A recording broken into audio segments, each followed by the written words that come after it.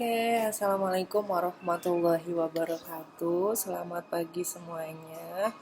Masih semangat ya? Kita bertemu kembali di pertemuan kelima keuangan negara. Kita akan sama-sama belajar mengenai pengeluaran negara. Apa saja yang akan kita pelajari pada hari ini?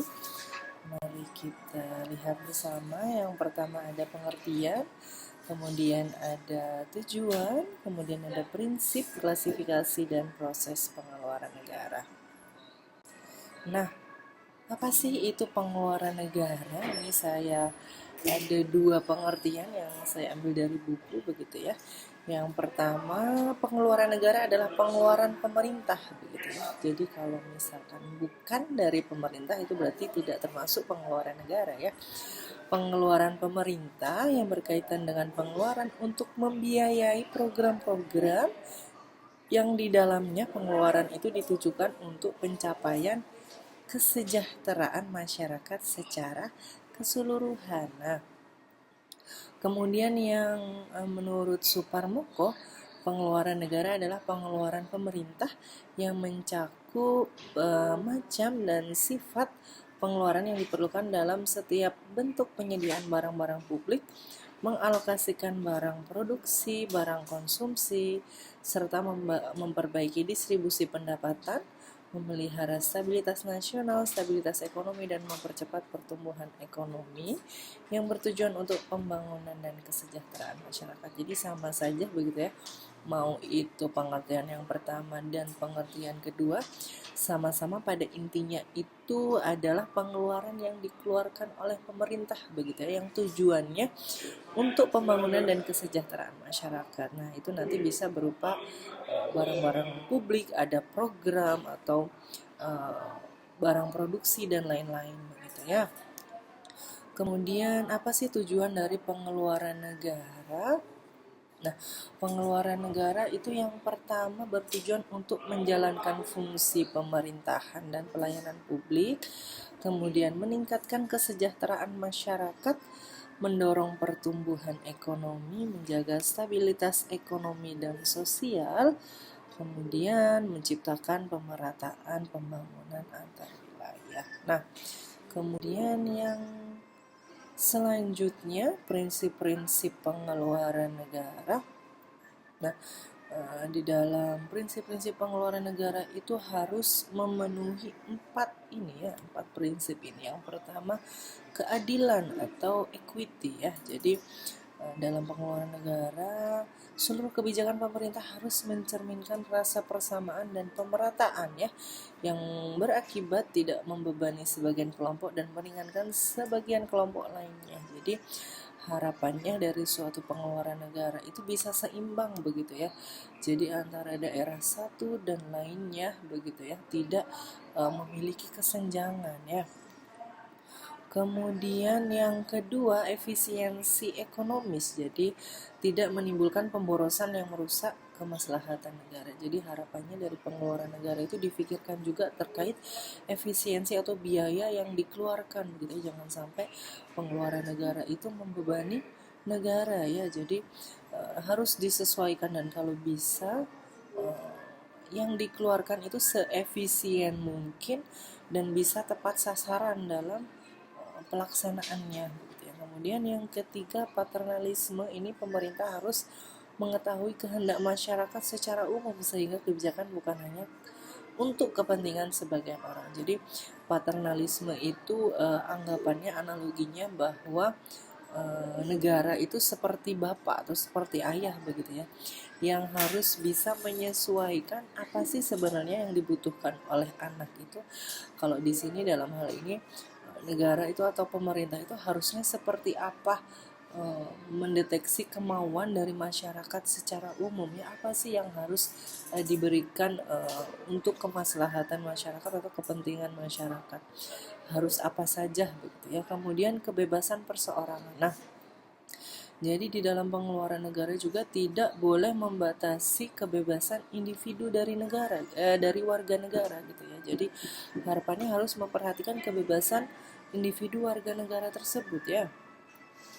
Kemudian klasifikasi pengeluaran negara.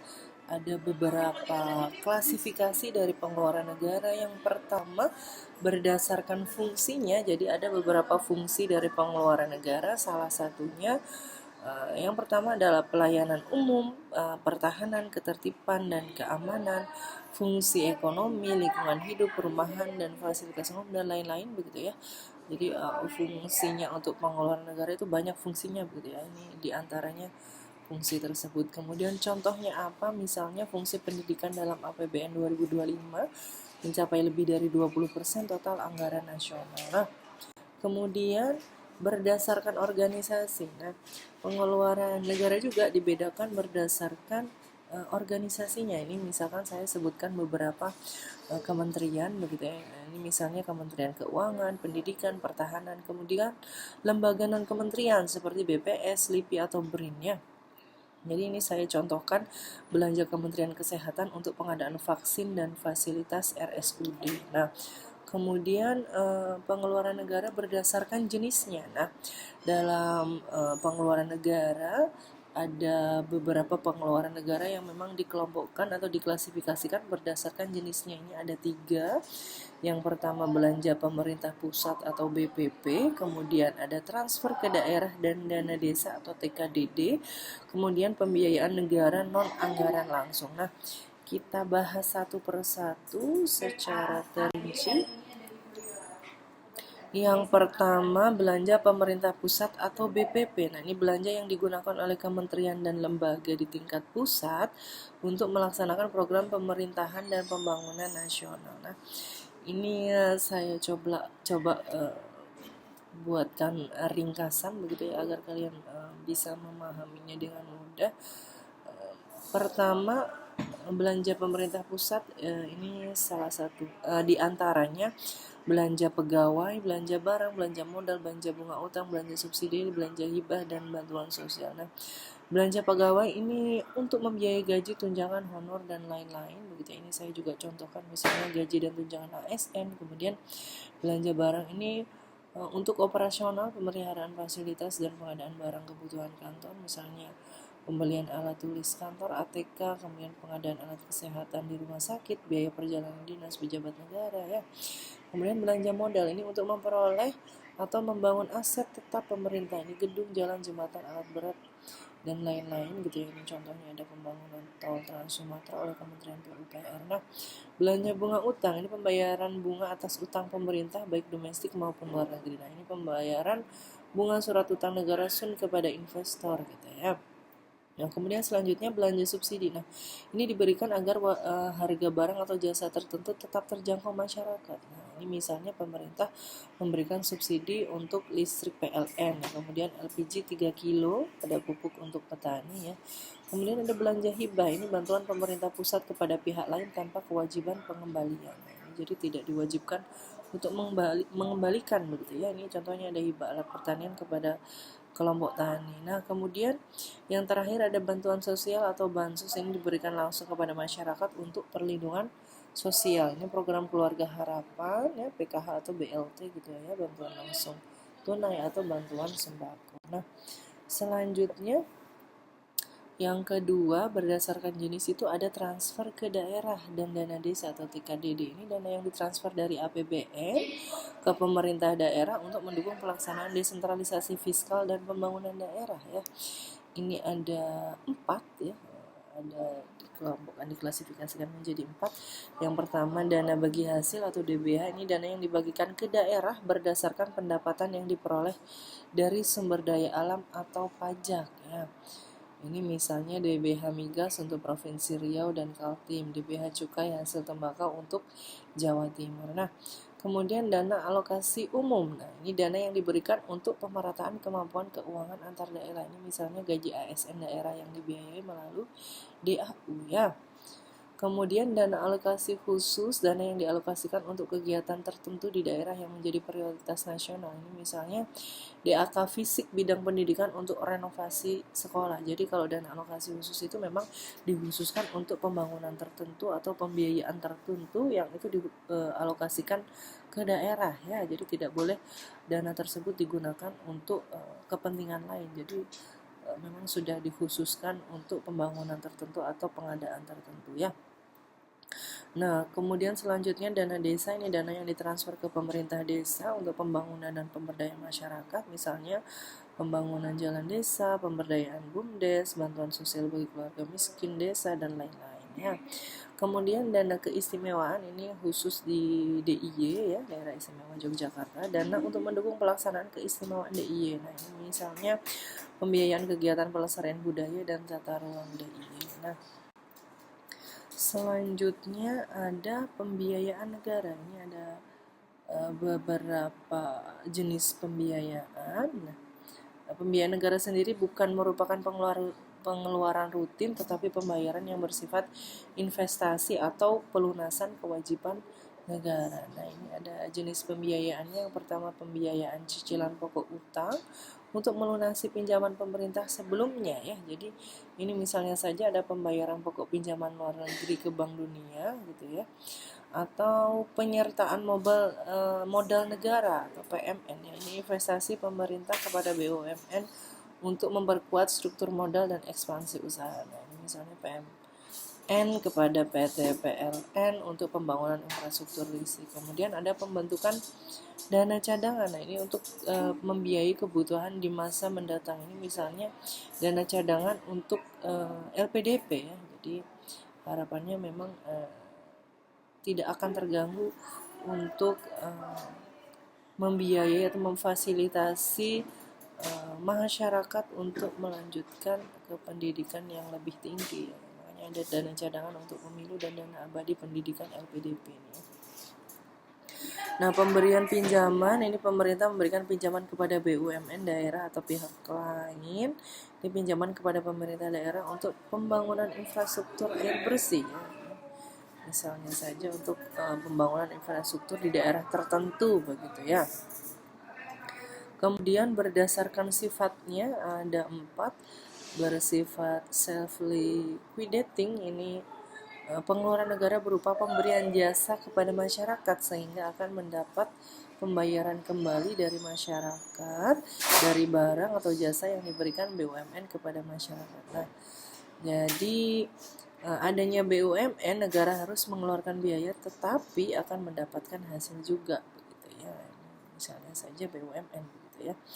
Pengeluaran negara yang bersifat reproduktif itu berakibat masyarakat dapat melakukan usaha dan meningkatkan penghasilannya. Nah, ini jadi harapannya ketika ada pengeluaran yang bersifat reproduktif itu yang dikeluarkan pemerintah kepada masyarakat, yang uang yang diterima begitu ya, itu bisa dimanfaatkan oleh masyarakat untuk dikembangkan atau menghasilkan nilai ekonomi. Jadi anggapannya produktif begitu ya, uangnya tidak serta-merta tidak bertumbuh atau habis gitu ya. Harapannya itu bisa digunakan untuk meningkatkan ekonominya. Nah, kemudian yang ketiga kebalikannya begitu ya, pengeluaran uang negara tidak produktif. Memang ketika dikeluarkan uang itu sudah langsung tidak tidak ada perkembangannya. Nah, ini misalnya saja ada pembuatan monumen ya, yang tidak menghasilkan pemasukan kembali begitu ya, ketika dikeluarkan ya sudah hilang begitu ya. Jadi hanya berupa benda saja begitu ya. Kemudian pengeluaran untuk penghematan masa mendatang, ini misalnya untuk penyantunan anak yatim ya, jika dimulai sejak dini biayanya lebih ringan daripada terlambat. Nah, ini kemudian ada jenis-jenis belanja ya. Ada beberapa jenis belanja, ada belanja pegawai, belanja barang, belanja modal, subsidi, bantuan sosial atau bansos ya. Ini juga hampir sama dengan yang kita jelaskan sebelumnya ya. Jenis-jenis belanja negara, jadi ada untuk gaji, tunjangan, kemudian belanja barang itu untuk operasional, pemeliharaan ya, belanja modal itu untuk pembelian aset tetap, kemudian subsidi untuk menjaga harga atau ketersediaan barang jasa tertentu. Kemudian bansos ini diberikan kepada masyarakat miskin atau terdampak bencana. Kemudian pertumbuhan pengeluaran negara ini ada 3. Pertama, pertumbuhan pengeluaran absolut. Jadi pengeluaran pemerintah secara absolut telah meningkat sepanjang sejarah sebagaimana terjadi di Indonesia. Setiap tahun pemerintah meningkatkan pengeluaran keuangan negara secara absolut. Nah, ini saya misalkan begitu ya, di bukunya itu ada anggaran untuk biaya pendidikan, maka setiap tahunnya ditingkatkan ya. Kemudian yang kedua, hubungan pertumbuhan pengeluaran terhadap GNP ya. Pertumbuhan ekonomi secara absolut menghasilkan kenaikan pendapatan per kapita dalam dolar secara konstan. Nah, kemudian rasio pengeluaran terhadap GNP ini, rasio pengeluaran pemerintah terhadap GNP ini meningkat dari 6% menjadi 35% ya. Selama periode hampir 90 tahun ya. Dengan peningkatan 6 kali lipat dalam ukuran relatif dari sektor pemerintah. Kemudian proses pengeluaran negara. Nah, proses pengeluaran negara itu ada 4 ya. Yang pertama perencanaan anggaran, kedua pengesahan anggaran, kemudian pelaksanaan anggaran, dan yang terakhir pertanggungjawaban dan audit. Nah, dalam perencanaan anggaran ini biasanya ada rencana kerja pemerintah atau RKP, kemudian ada rencana kerja kementerian atau lembaga, kemudian disetujui DPR melalui Undang-Undang APBN, kemudian penertiban DIPA ya, daftar isian pelaksanaan anggaran, kemudian direalisasikan ya dalam bentuk belanja negara gitu ya. Kemudian ada pertanggungjawaban dan audit, ini laporan keuangan pemerintah pusat ya. Kemudian ada audit oleh BPK. Nah, kemudian apa sih isu dan tantangan dalam pengeluaran negara di Indonesia? Ini saya rangkum beberapa isu ya. Yang pertama ada efisiensi belanja, jadi masih banyak ditemukan pemborosan dan belanja yang tidak produktif ya. Kemudian yang kedua, kualitas output, jadi proyek fisik tidak selalu berdampak ekonomi tinggi ya. Kemudian ketepatan sasaran bansos dalam menerima data penerima belum akurat ya, banyaknya belum akurat, bahkan ada di beberapa daerah itu yang tidak sesuai gitu ya. Kemudian yang keempat, korupsi anggaran, kasus dana hibah, bansos dan proyek fiktif ya, dan lain-lain ya, banyak sekali gitu ya. Kemudian yang kelima, ketergantungan pada utang, ini sebagian belanja masih dibiayai defisit APBN ya. Ini contoh aktualnya kasus korupsi dana bansos COVID-19 ya. Ini menunjukkan lemahnya pengawasan belanja sosial ya. Kemudian apa sih upaya perbaikan dan reformasinya? Yang pertama, penguatan performance based budgeting ya, anggaran berbasis kinerja. Kemudian penerapan value for money principle, digitalisasi anggaran. Jadi memang harapannya semua anggaran itu bisa diakses dengan mudah oleh kita gitu ya, publik. Kemudian ada audit real time oleh BPKP dan BPK, ada integrasi data sosial melalui sistem satu data Indonesia.